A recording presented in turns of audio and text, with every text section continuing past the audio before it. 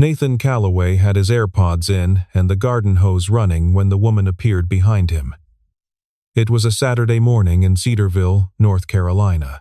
He was watering the flower beds out front, his back to the street, lost in a country song and the simple rhythm of a task that asked nothing of him. He did not hear the black sedan pull up. He did not hear the heels on his gravel driveway. When she spoke his name, Nathan spun around, and the hose followed his hand like a whip. A full arc of cold water hit her from collarbone to knees. They both froze. She stood there in a fitted red dress that probably cost more than his truck, blonde hair dripping, designer sunglasses spotted, a leather handbag worth thousands hanging heavy and wet from her shoulder. Neither of them moved. Then she pushed the soaked hair from her face, locked her pale blue eyes onto his, and said, "Nathan Calloway, you owe me for what happened 20 years ago." Nathan dropped the hose. Water pooled around his boots, soaking into the grass, but he did not move to turn it off. He stood there with his mouth half open, his hands dripping, his chest tight with a recognition he had spent 2 decades trying to bury. He knew exactly what she was talking about. He did not know her name, but he knew the debt. He had always known. He fumbled for the spigot and shut off the water. "I'm sorry," he said, and he meant the hose, and he meant everything else too, though he could not say that yet. "I didn't hear you. I had my earbuds in." The woman did not acknowledge the apology. She did not look down at her ruined dress or wring the water from her hair. She simply reached into the leather bag and pulled out a plastic sleeve, the kind used to protect documents from exactly this sort of disaster, and held it out to him. Inside were photocopies of official papers, construction permits, an incident report dated November 14, 2006, and a signed statement bearing the name Thomas Calloway, Nathan's father. "Your father signed a document accepting full responsibility for the death of Richard Ashford at the Ashford Heritage construction site in Charlotte," she said. "Richard Ashford was my father. He died 11 days after the accident. Internal bleeding. He was 44 years old. I was 18. She paused. "I didn't come here to sue you. I came here so you would have to look me in the eye and see what your family did to mine." From inside the house, a small face appeared at the window. Lily, Nathan's 9-year-old daughter, pressed her forehead against the glass and watched her father talking to a woman who was soaking wet and standing very still. Lily did not understand what was happening, but she could feel it the way children feel thunderstorms before they break something heavy and electric and too big for words. She put her hand flat against the window, as if touching the glass could somehow reach her father, and stayed there watching until the woman finally turned and walked away. Nathan did not deny anything. He had known, in the vague and shapeless way a son knows his father's shame, that Thomas Calloway had been involved in something terrible. After the accident, Thomas never explained. He simply stopped being the man he was. He stopped taking construction jobs. He stopped going to church. He started drinking whiskey in the garage with the door closed, and when Nathan would come in and ask what happened, Thomas would shake his head and say nothing. Just nothing. A wall of silence that lasted years, right up until the end. Nathan remembered the last real conversation he ever had with his father. Thomas was in the hospital, his liver failing, his skin the color of old newspaper. Nathan was 22, sitting beside the bed in a plastic chair that squeaked every time he shifted his weight, holding a hand that used to build houses and now could barely hold a cup. The room smelled like antiseptic and something else, something sour and final that Nathan would later recognize as the smell of a body giving up. Thomas had looked at him with wet, red-rimmed eyes and whispered, "Don't dig into it, son. Just live clean. That's all I ask." And Nathan had nodded. He had kept that promise for 20 years. He had stayed in Cedarville. He had learned carpentry from old men at the lumber yard who taught him how to read grain and join wood the way his father once had. He had married Hannah, had Lily, buried Hannah, and kept living quietly, carefully, like a man walking through a house he was afraid to disturb. Now this woman stood in his garden, water still dripping from her chin, and she was asking him the one question he had never been able to answer. "Did your father ever apologize?" she asked. Nathan looked at the ground, then at the hose, then at her. "He didn't apologize," he said quietly. "He just faded." Something shifted in Vivien Ashford's face. It was small, a softening around the jaw, a flicker behind the eyes, but it was there. She had come prepared for denial. She had come prepared for anger, for threats, for a slammed door. She had not come prepared for sadness. Nathan reached inside the screen door and pulled out a clean towel, the kind he used to dry Lily's hair after bath time, and held it out to her. It was an instinct, not a strategy. He did not know what else to do. Vivien looked at the towel for a moment, then took it from his hand without a word. She turned and walked back to her car, the towel clutched in her fist, unused. She did not look back. Vivien drove to the only motel in Cedarville, a 2-story building with a flickering vacancy sign and curtains that smelled like dust and lavender fabric softener. She locked the door behind her, kicked off her heels, and sat down on the floor with her back against the bed. The red dress was still wet, clinging to her skin, but she did not change. She sat there in the silence of a room that cost $69 a night, and she held Nathan's towel in both hands. She brought it to her face without thinking. It smelled like garden soil and pine sawdust and cheap bar soap. It smelled like a life she had never lived, ordinary, unhurried, rooted in something real. For a moment, she was not a CEO. She was not the woman who had rebuilt a crumbling empire with her bare hands and her fury. She was just a girl sitting on a floor, missing her father. The memory came the way it always did, sharp and whole, like a photograph pulled from a fire. She was 18, standing in the hallway of Charlotte Memorial Hospital, her mother sobbing against a wall. A doctor speaking in a voice so gentle it sounded like an apology before the words even came. Richard Ashford, her father, the man who taught her to ride a bicycle and read balance sheets and shake hands like she meant it, was gone. Internal injuries from a structural collapse at a construction site he had been inspecting. He had trusted his team. His team had failed him. After the funeral, Vivien's mother unraveled. She sold the house, the cars, the art. She moved to Savannah and stopped returning calls. Vivien was left alone with a half-bankrupt company, a name that meant something in Charlotte real estate, and a rage so deep it became the engine of everything she built.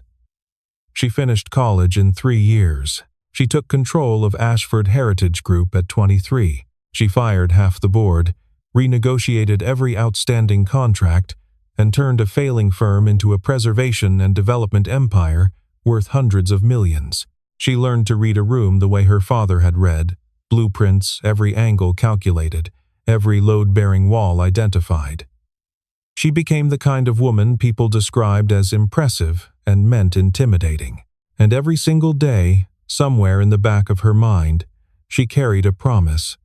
She would find the family responsible for her father's death, and she would make them see what they had taken from her. She opened her laptop on the motel bed. The screen glowed in the dim room, illuminating files she had organized over 2 years of private investigation. She had hired a detective 18 months before her trip to Cedarville. She knew Nathan's wife had died in a car accident 5 years ago. She knew he raised Lily alone. She knew he earned a modest living building furniture and doing odd carpentry jobs around town. She knew he had never left Cedarville, never traveled, never remarried. But there was one detail in the file that had unsettled her from the moment she first saw it. A photograph taken at Lily's school art show, included in the detective's report almost as an afterthought. It showed a 9-year-old girl holding up a crayon drawing of a tall man standing in a garden full of flowers. Beneath the drawing, in careful, wobbly letters, Lily had written, "My dad fixes everything." Vivien stared at that photograph for a long time. She had spent 20 years searching for the family of the man who destroyed her world. She had expected to find monsters. Instead, She found a widower who grew roses and a little girl who believed her father could fix anything. She scrolled further through the file and found a local newspaper clipping about Nathan donating money to build a playground for the children of Cedarville. A bench at the entrance bore a small brass plaque, "Callaway Bench." Vivien closed the laptop and pressed her palms against her eyes. A family that carried guilt. Why would they try so hard to be kind? The next morning, Vivien returned to Nathan's house. She parked in the same spot, but this time she did not arrive in armor. The red dress was gone. She wore a light jacket over a plain shirt, jeans, and flat shoes, clothes that looked borrowed from someone who actually lived in a town like this. Nathan noticed the change the moment he opened the door. It was as if the sharp edges of her had softened overnight, or as if the costume she had worn the day before had been washed away along with the garden water. "I don't want money," she said, standing on his porch. "I want the truth. Whatever you know about what happened in 2006, I need to hear it." Nathan studied her face. Then he nodded and led her around the side of the house to his workshop, a converted shed filled with lumber, hand tools, sawdust, and the smell of freshly planed oak. It was the only place in the world where Nathan felt like he could breathe. He pulled out a stool for her and leaned against the workbench. "My father never told me what happened," Nathan began. "Not once. All he ever said was, 'It was my fault.' Those 4 words, that was the entire explanation I got for watching my father fall apart."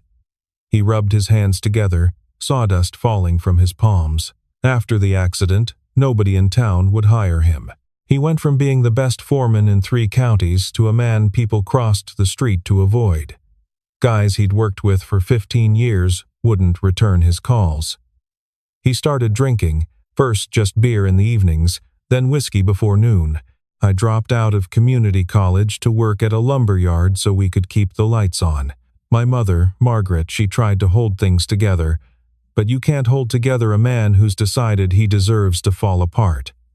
He paused. "When he died, I went through his things. In his closet, behind a box of old boots, I found an envelope. It was addressed to the Ashford family. But when I opened it, it was empty." He had written the address, but never finished the letter. Nathan reached into a drawer beneath the workbench and pulled out the envelope. It was yellowed and creased, the handwriting shaky but legible. He held it out to Vivien. She took it with Tressenden hands. She turned it over, ran her thumb across her family's name, written in a dead man's script, and then looked inside at the emptiness. "What was he trying to say?" she whispered. "I don't know," Nathan said, "but I think he wanted to apologize and didn't know how." The workshop fell silent. Sawdust drifted in a beam of light from the window. Vivien held the empty envelope against her chest, and for the first time since she arrived in Cedarville, she did not look like a woman on a mission. She looked like someone standing in the ruins of a story she thought she understood, realizing the pieces did not fit the way she had arranged them. The sound of small footsteps broke the silence. Lily appeared in the workshop doorway, her hair in uneven pigtails, a crayon tucked behind her ear. She looked at Vivien with open, unguarded curiosity. "Do you want to see my drawings?" she asked. Vivien blinked.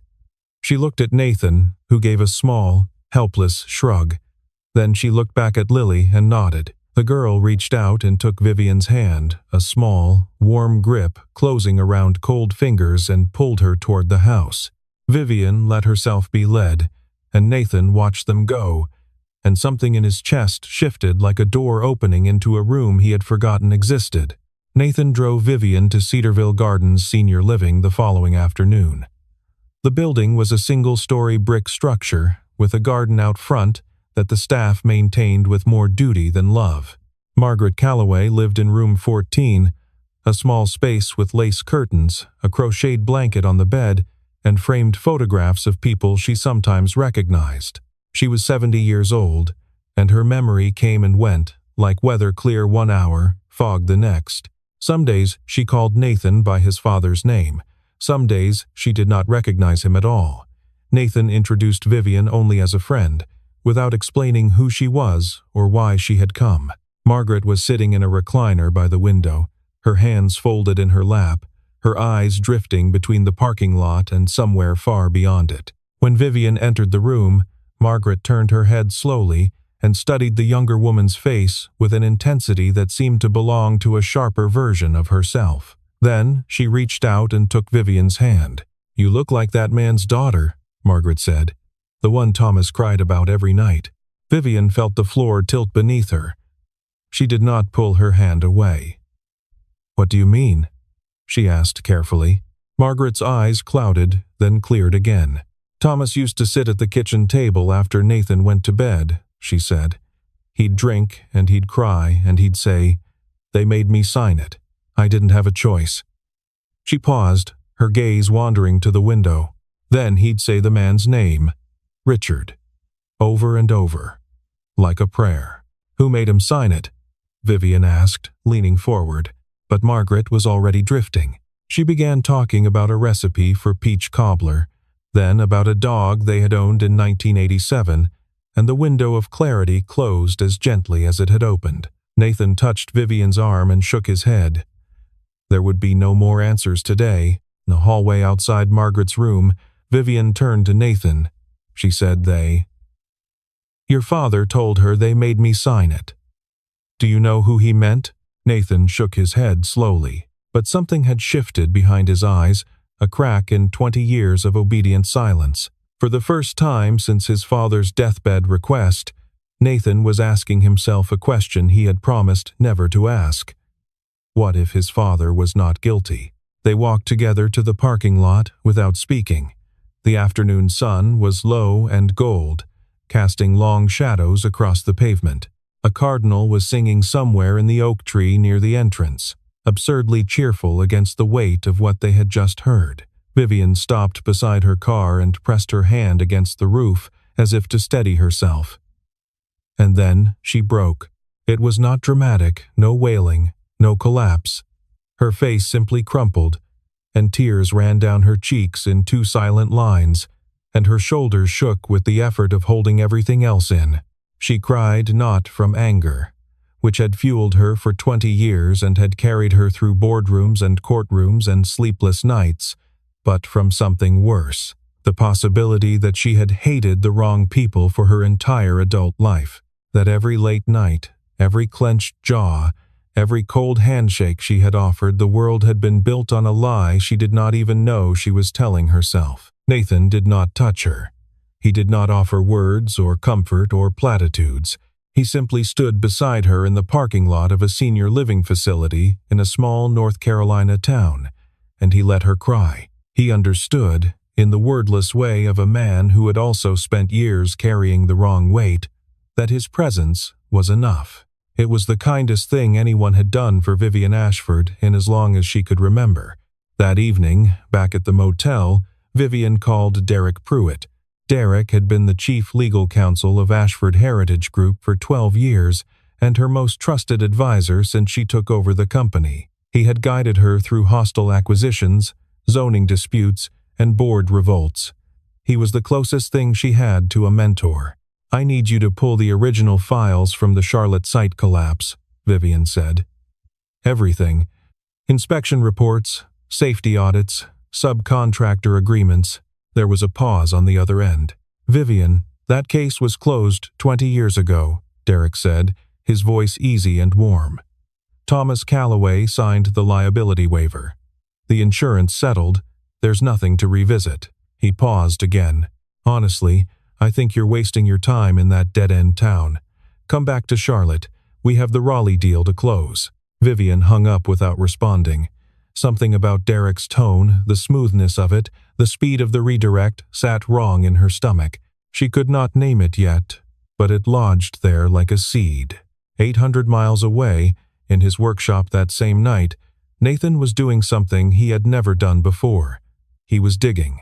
He had spent the afternoon pulling boxes from his father's old tool shed, a leaning structure behind the workshop that he had avoided for years, as if the dust and cobwebs inside were holding together something he was afraid to disturb.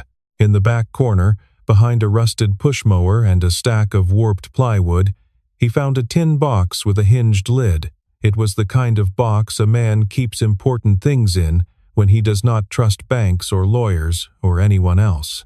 Inside, beneath rusted nails, old receipts, and a faded photograph of Thomas and Margaret on their wedding day, he found a folded document, a photocopy of a construction site safety inspection report from 2006.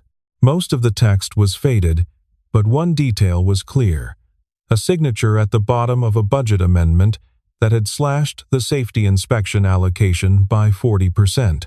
The signature was smudged but legible enough to photograph.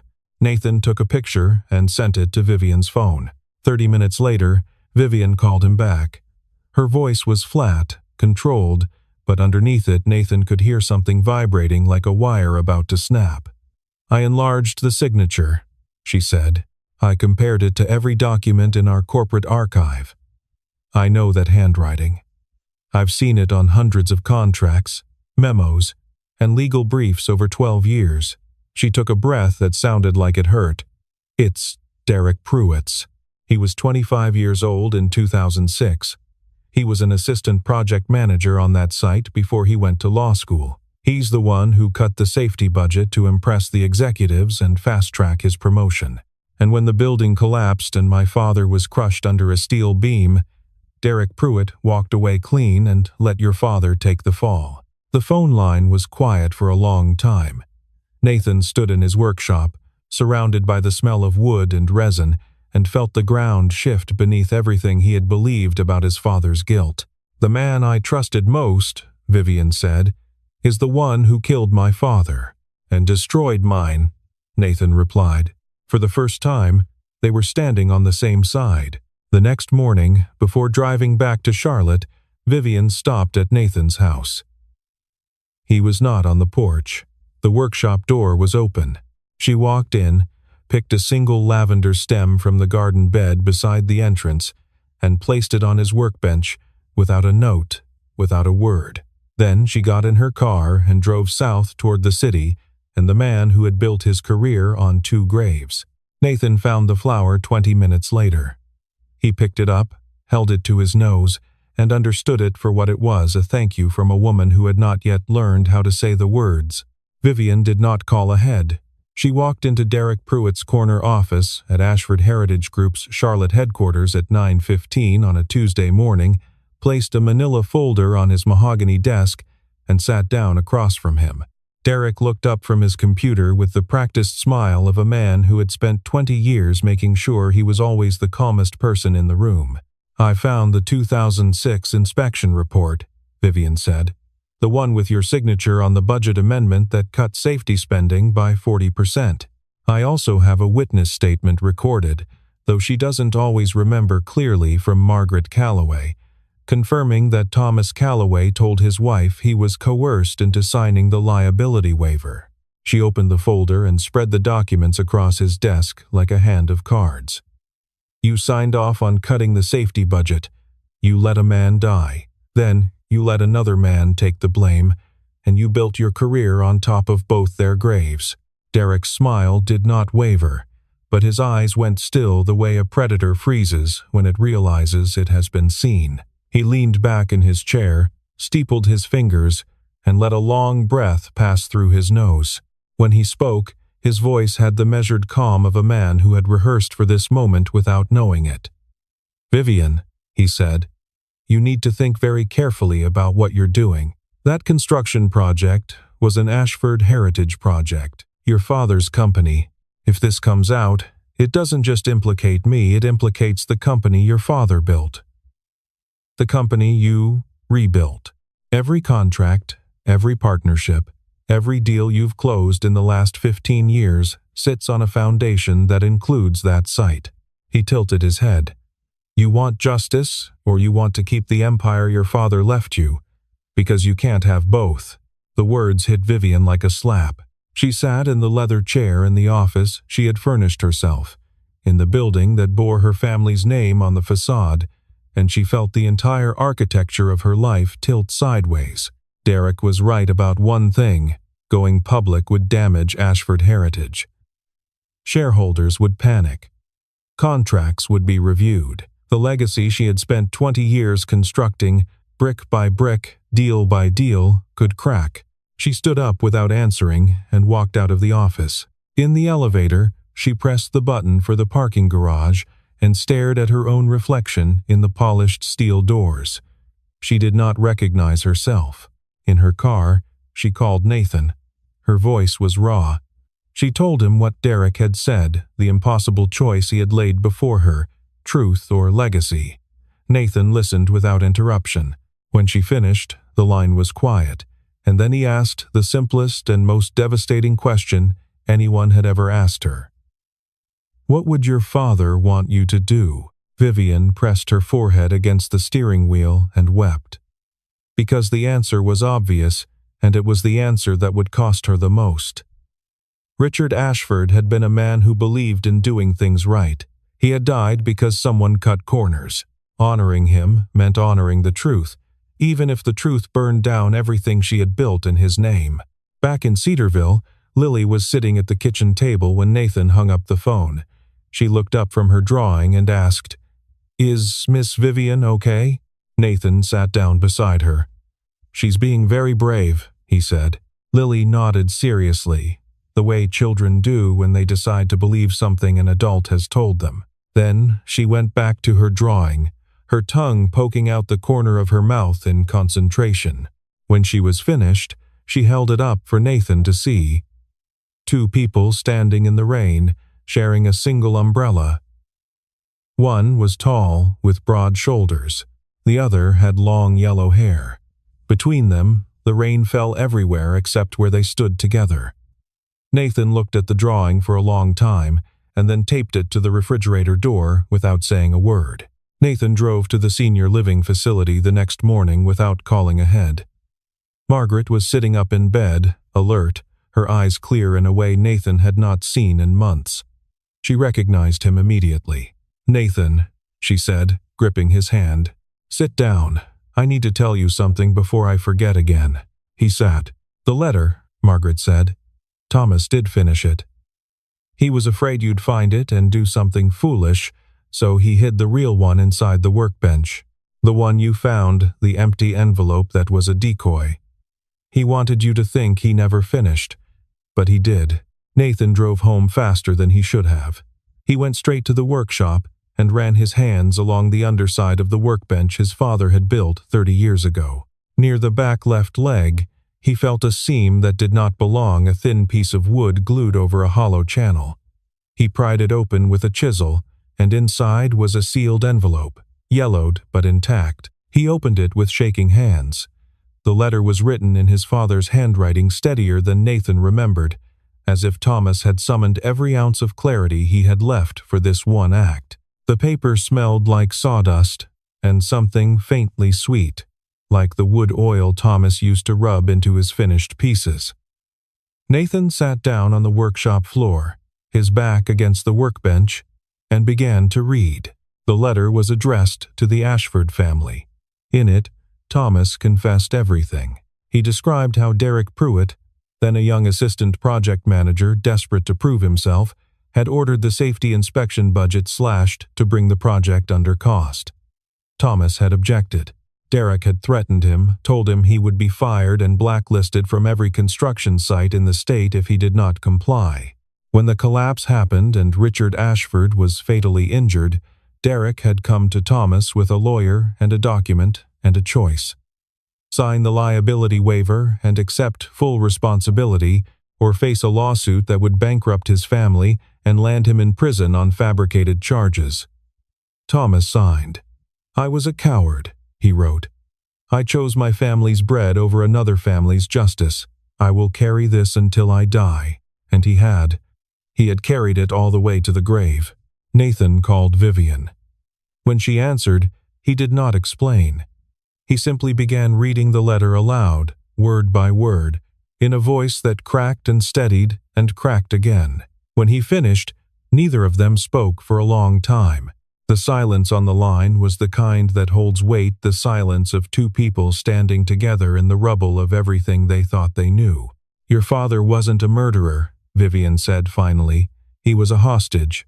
Nathan pressed his hand over his eyes. Tears came for the first time since Hannah's funeral, not tears of grief, but of relief. For 20 years, he had carried the quiet shame of being Thomas Calloway's son, the son of the man who killed Richard Ashford. Now he knew his father had been a frightened man who made an impossible choice, not a negligent one who threw away a life. The shame did not disappear, but it shifted, and in the space it left, Nathan could finally breathe. "I'm going to make this public," Vivien said, "not for revenge. Because my father deserves to know the truth, and yours deserves to be free of the lie." Vivien returned to Charlotte and called an emergency meeting of the Ashford Heritage Group Board of Directors. She stood before 11 people in a glass-walled conference room on the 32nd floor and laid out every piece of evidence: the inspection report with Derek's signature, Margaret Calloway's recorded statement, and the full text of Thomas Calloway's letter. She did not soften it. She did not spin it.